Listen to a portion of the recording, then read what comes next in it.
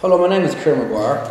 I've been kayaking for coming up to nearly 20 years, and I started off here on the beautiful River Liffey, and I didn't really know when I started, but it has taken me absolutely all over the world. My name is Colin Irvine.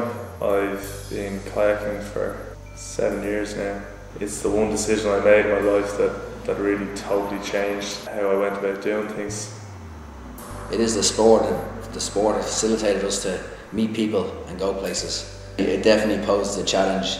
You see something that looks difficult and you think you want to have the confidence to do it, and you feel, yeah, I can do it.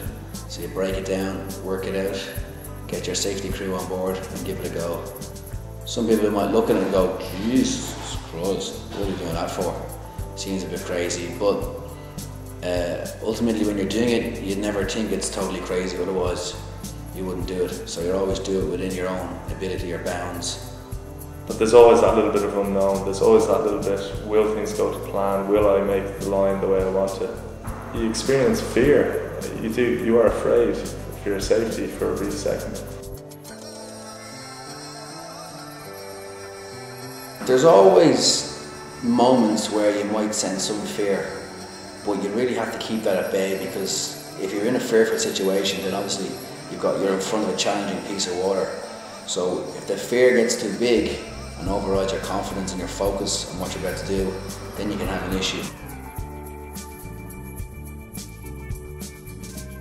The White Nile in Uganda is a river that I'll keep coming back to. There's just something about Africa that grabs people.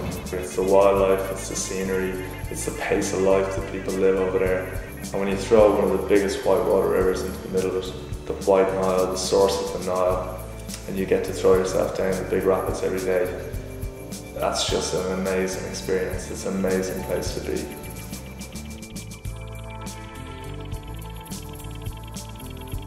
Last August we went to the Zanskar river, which is in northern India, and we went there, 6 of us, to paddle 300 kilometers of the river, and the trip itself was quite spectacular in fairness. 6 of us paddled down where none of us had been before, totally on our own, all our food, tents, camping equipment in the kayaks.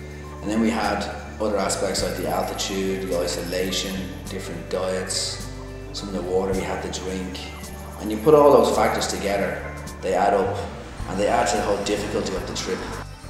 Of all the challenges that we had on that river, nothing quite compared to the experience that we had 3 days into our trip. This ancient Buddhist monastery just perched on the cliffs. You feel like you're stepping back in time. There's no roads, there's no vehicles. People live an extreme kind of life, living in a monastery, and then you arrive in your bright coloured kayaks. I think it's the closest you get to feeling like a celebrity. It was an experience that wasn't in a kayak, but was only made possible by the fact that we were kayakers. I think it's just something very special, and I feel very privileged to have experienced. It's the adventure that matters to me, exploring the unusual and finding something different. All of us who've gone on these trips would have learned a great deal about life, dealing with people, dealing with situations, finding yourself in dire straits and then turning that around and getting yourself out of those problems.